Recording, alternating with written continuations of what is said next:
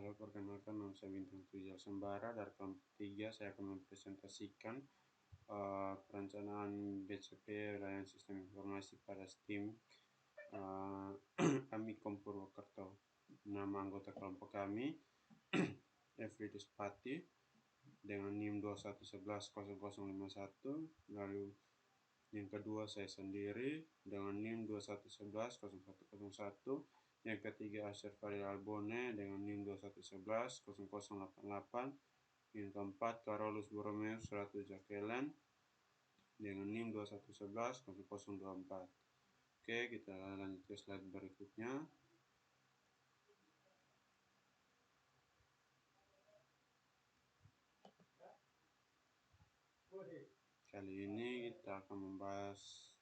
Di slide kali ini kita akan membahas langkah-langkah dalam menyusun dokumen BCP sesuai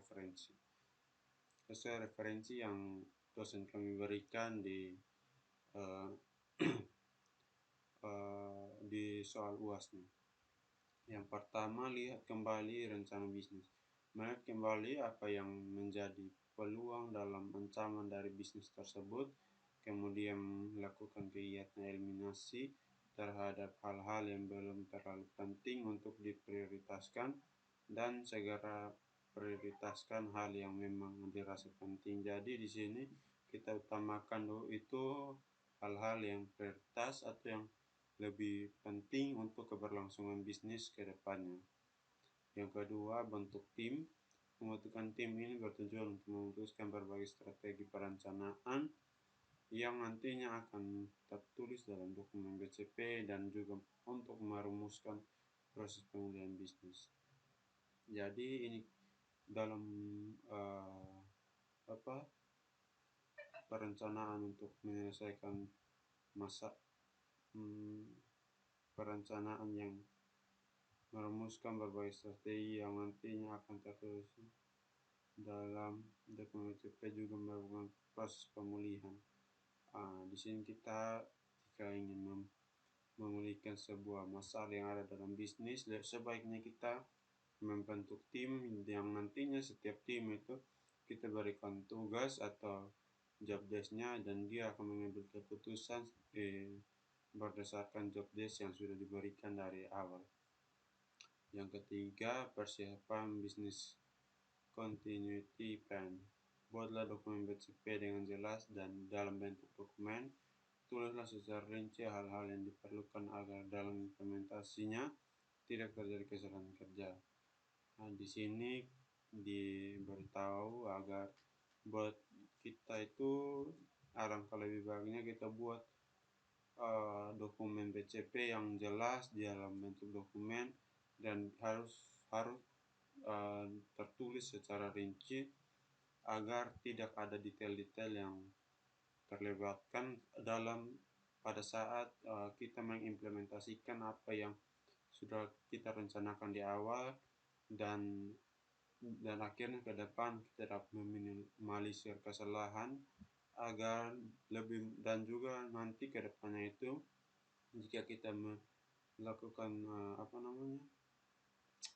yang tadi sudah saya jelaskan, pastinya akan mempercepat pemulihan bisnis kita yang pasti akan lebih baik untuk perusahaan yang bisnisnya sedang kita pulihkan. Yang ketiga, implementasi bisnis continuity plan. Apabila dokumentasi BCP telah disusun, maka perlu melakukan langkah-langkah implementasi. Langkah ini melibatkan seluruh elemen perusahaan untuk menerapkan rencana dalam menjalankan kegiatan usahanya. Nah, di sini kita yang keempat ini langkahnya adalah kita mengimplementasikan 3 langkah yang tadi sudah kita buat, dan juga tentunya dalam implementasinya itu harus juga secara detail dan terperinci. Dan ini dia akan melibatkan seluruh elemen yang ada dalam perusahaan, contohnya seperti tadi yang kita sudah buat tim dan kita sudah menganalisa dan lihat kembali rencana bisnisnya di awal. Yang ketiga itu kita sudah persiapkan business continuity plan-nya, dan yang terakhir ini kita jalankan itu semua dan dalam waktu yang sama dan secara berurutan agar apa yang kita rencanakan, yaitu memulihkan rencana bisnisnya atau perusahaannya, berjalan dengan baik, teman-teman. Oke, untuk tugas saya untuk mempresentasikan di sini telah selesai. Nah, di sini saya akan lanjutkan ke teman saya yang berikutnya.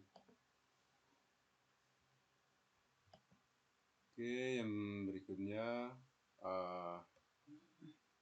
bersama saya Elfrius Pati, saya akan melanjutkan presentasi dari teman saya sebelumnya tadi. Jadi di sini saya akan mempresentasikan bagian berikutnya, yaitu berdasarkan referensi yang dipelajari dapat diuraikan satu ancaman atau dalam bahasa Inggrisnya adalah threats. Nah, ini dalam bentuk tabel. Jadi nomor 1, ancaman yang terjadi, yaitu power loss atau kehilangan daya. Dampak yang ditimbulkan adalah matinya komputer server, terhentinya seluruh layanan perangkat pada infrastruktur jaringan komputer, sehingga menyebabkan berhentinya layanan untuk security sivitas akademiknya. Jadi ini adalah dampak yang ditimbulkan. Sedangkan dampak pada perangkat, dampak yang ditimbulkan dari bencana kehilangan daya atau power loss. Power loss adalah bisa menyebabkan kerusakan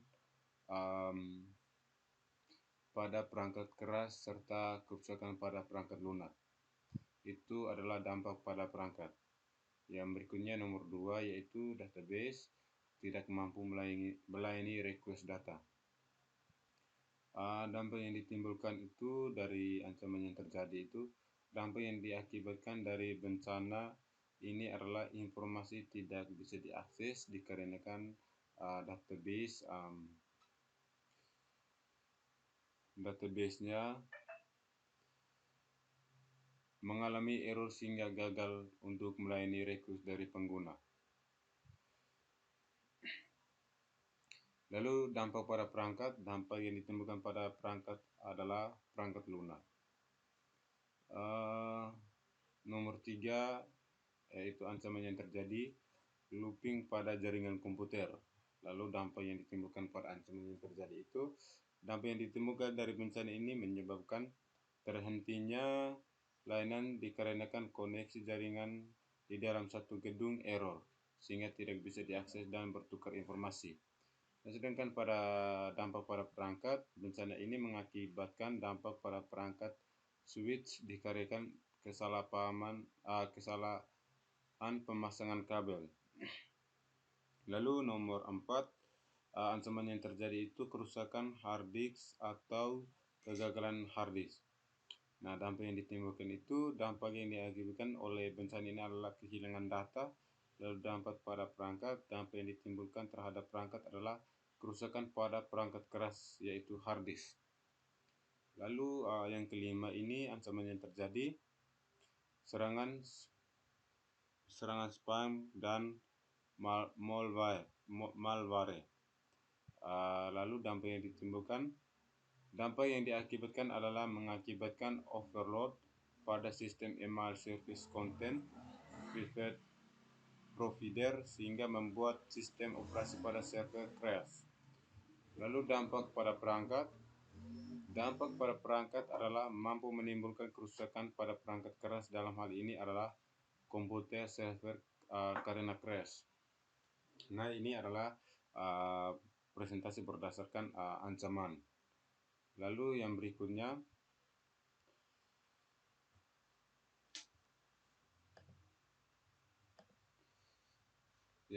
konsekuensi. Yang kedua adalah konsekuensi atau consequences.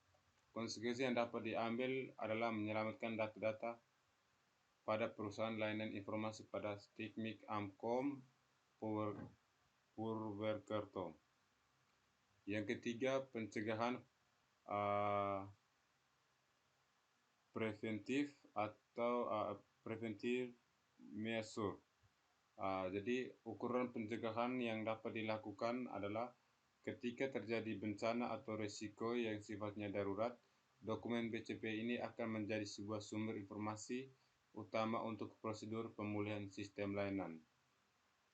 Jadi ini presentasi dari saya layar kedua.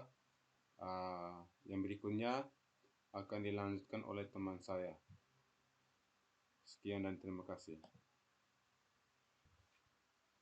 Baik, di sini saya akan melanjutkan dari teman saya.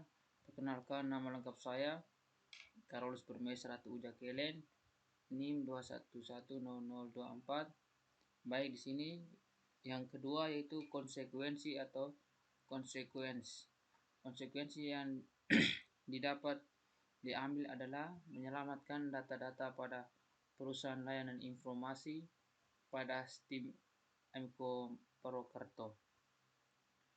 Yang ketiga, ukuran pencegahan. Ukuran pencegahan yang dilakukan adalah ketika terjadi bencana atau risiko yang sifatnya darurat, dokumen BCP ini akan menjadi sebuah sumber informasi utama untuk prosedur pemulihan sistem dan layanan. Yang berikut sesuai referensi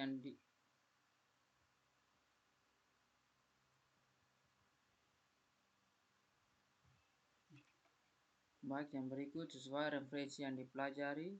Uraikan tahapan BCP yang harus dilakukan adalah yang pertama yaitu tahap mitigasi, yaitu menyiapkan dokumen BCP agar ketika terjadi bencana atau risiko yang darurat agar dapat bisa menjadi sumber informasi utama untuk pemulihan sistem dan layanan perusahaan agar aman dan bisa berjalan normal kembali seperti semula. Yang kedua, tahapan persiapan. Tahapan persiapan yang dimaksud adalah menyiapkan segala rangkaian kegiatan awal sebelumnya terjadi bencana atau risiko yang dialami oleh para perusahaan tersebut, seperti yang dijelaskan pada tahap mitigasi, yaitu menyiapkan dokumen BCP. Baik, hanya ini dari saya. Kita akan lanjutkan untuk saudara saya yang berikut.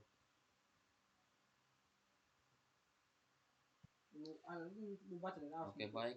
Di sini saya akan lanjut dari teman saya yang tadi. Sini kita masuk ke tahap respon. Tahapan ini yang dimaksud adalah merespon masalah yang terkait setelah atau sesudah kejadian. 4. Tahap recovery. Pada tahapan ini yaitu material khusus daripada perusahaan layanan informasi pada STMIK AMCOM Purwokerto, bila mana terjadi bencana atau layanan akan didaur kembali menjadi material yang berguna. Selanjutnya di sini ada kesimpulannya, yaitu kesimpulan ini tentang perancangan BCP layanan sistem informasi di STMK Amikom Purwokerto akan bergantung pada sejauh mana perencanaan tersebut mempertimbangkan risiko dan kebutuhan spesifik organisasi tersebut. Penting bagi tim yang merancang BCP untuk melibatkan pemangku kepentingan terkait, melakukan pengujian secara berkala, dan mengikuti praktik terbaik dalam pengembangan BCP untuk memastikan kelangsungan operasional yang efektif dan menghadapi gangguan sistem informasi. Selanjutnya,